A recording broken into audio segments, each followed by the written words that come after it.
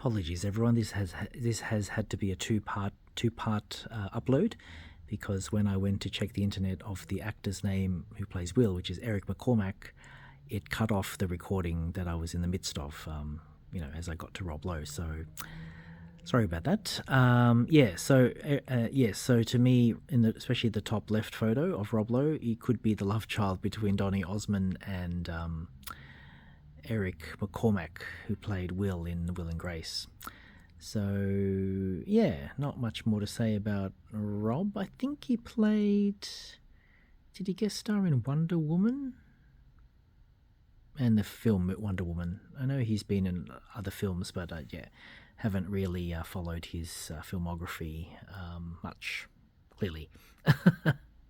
On to Randy Harrison. What a spunk. Yes, this is I know him from the US version of Queer as Folk. He played the equivalent of Hunnam's character, which, again, similar, a young 16, 17-year-old coming of age, where he dates an older man.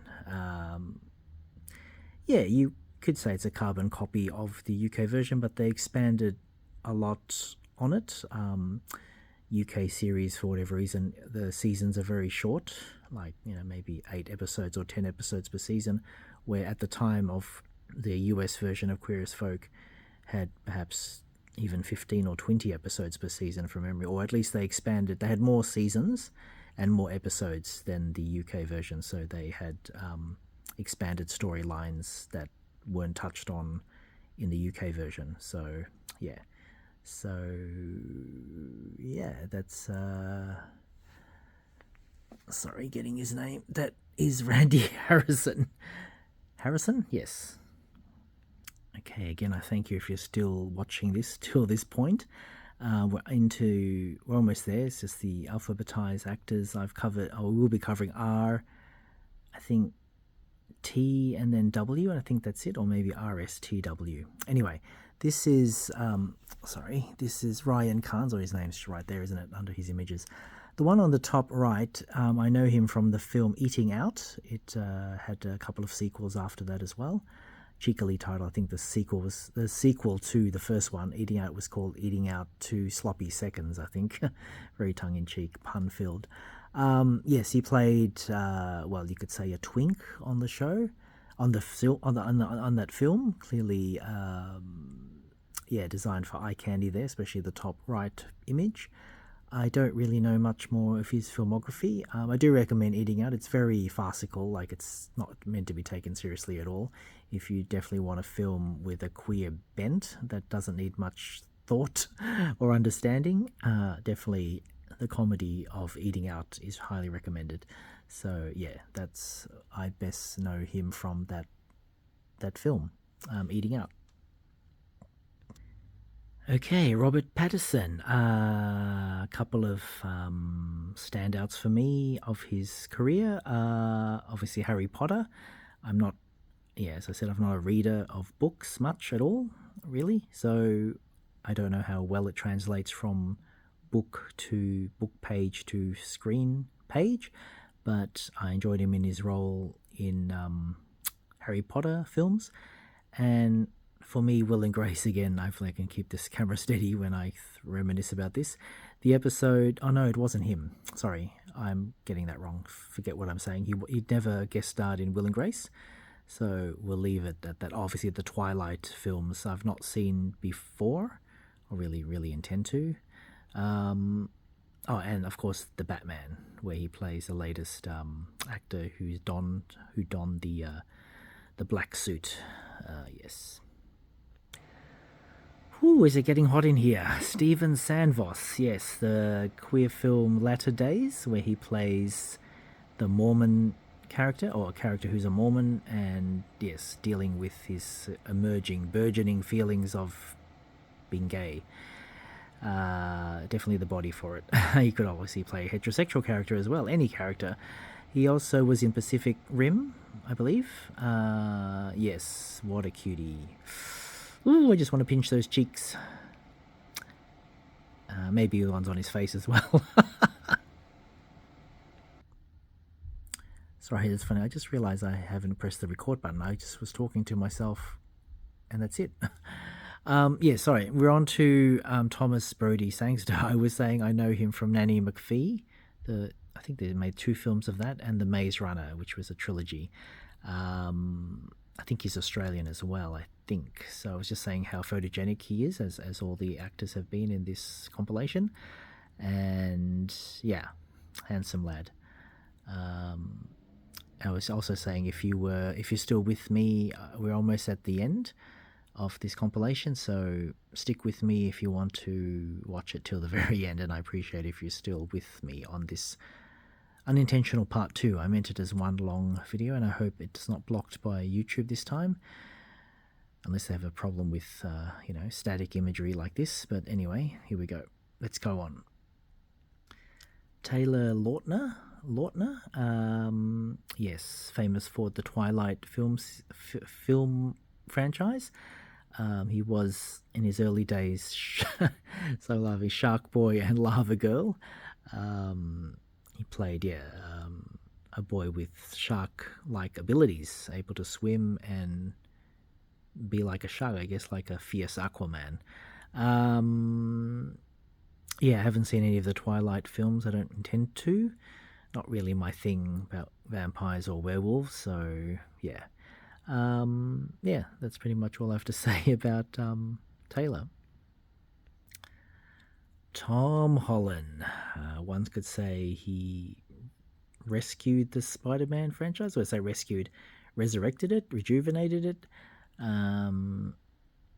Yes, he's obviously been in other roles, famous for Billy Elliot. I almost said Adam Elliot. No, that's the Australian filmmaker.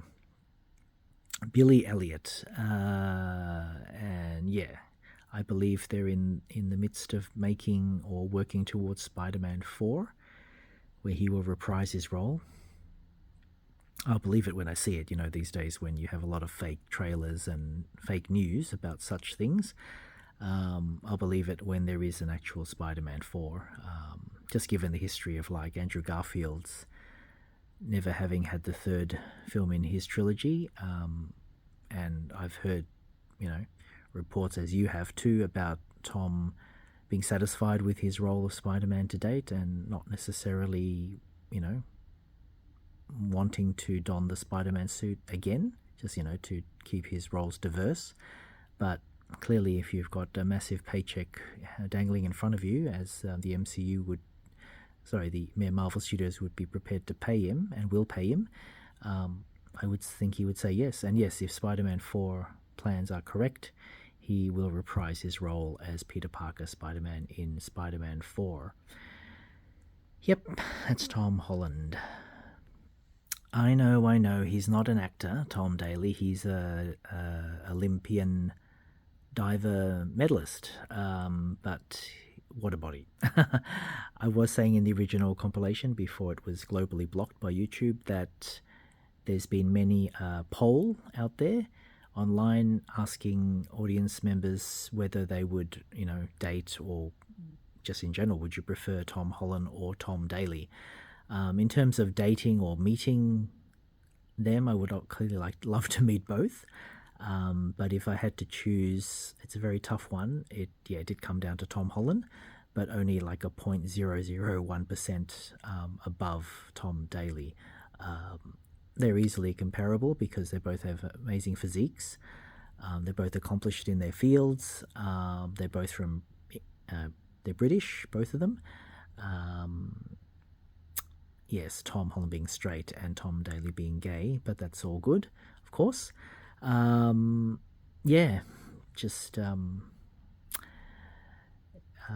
English boys are quite nice on the eye.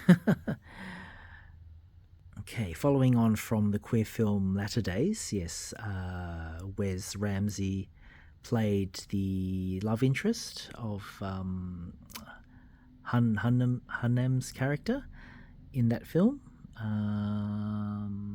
Perhaps I will put a link to the compilation I made of my favourite queer films, or really scratching the surface. But Latter Days got a lot of views. Thank you to all the people out there who've watched it.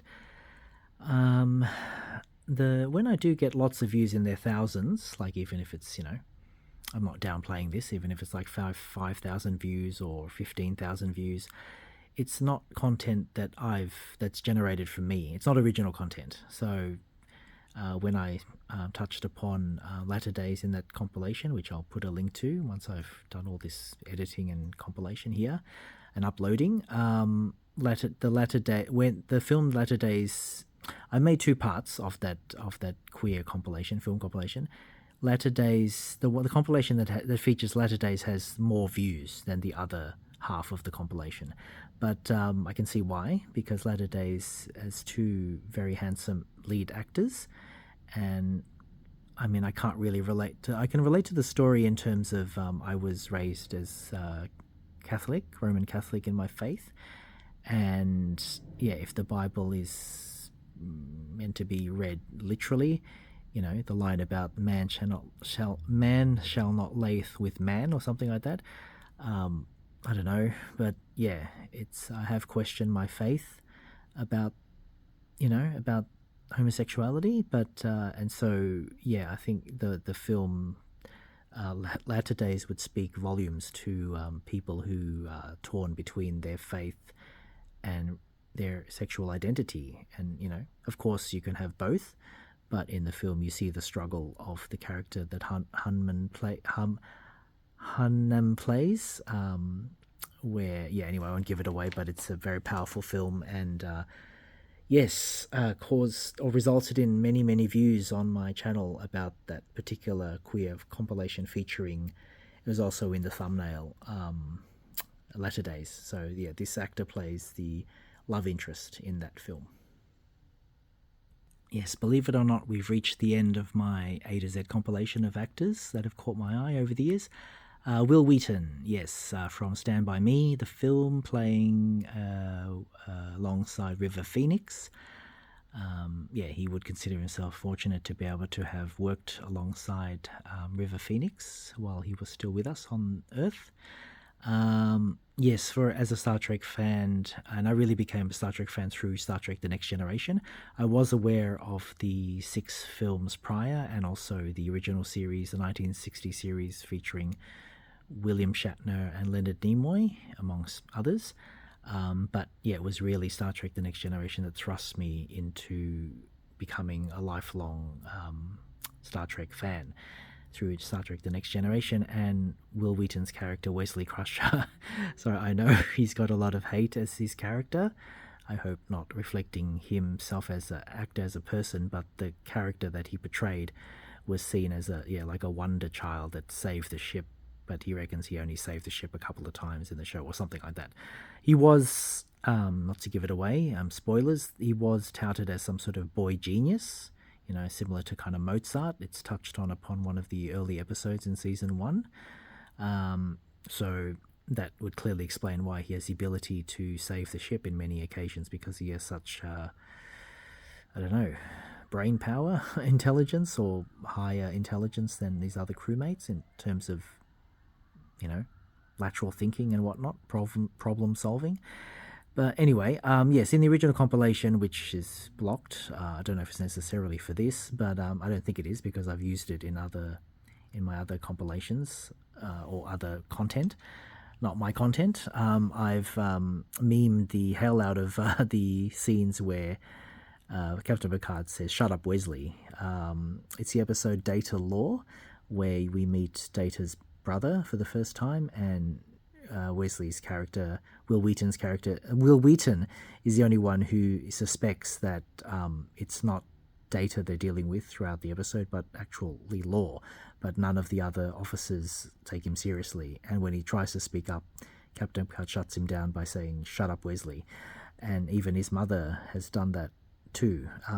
In another episode, she slaps him.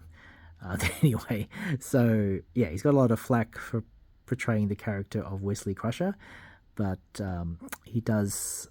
Wesley Crusher's character appears again in Star Trek Prodigy. Unfortunately, the last and final season, it only reached season 2, Star Trek Prodigy, and his character is reprised there. He also was in Star Trek Picard, I believe, season 3, was it, or 2? Can't remember now, but yeah, he didn't have much of a role in Star Trek Picard, but he had more of a larger role in Star Trek Prodigy. So yeah, so that's my list, everyone. So yeah, unintentionally it ended up being two parts because, like I said, when I looked up Eric McCormack's name, that I forgot who plays Will in the series Will and Grace, it automatically cut off like it unpaused and stopped the original recording I did up to that point. So you'll see this upload in two parts, and hopefully this time it won't be globally blocked, or YouTube won't have an issue with me narrating all of it and just using still images from Google. So let's see how we go. Thanks for watching. If you've watched it all, hopefully you've got through 3 cups of tea or coffee. Until my next video, thanks for watching. Bye for now.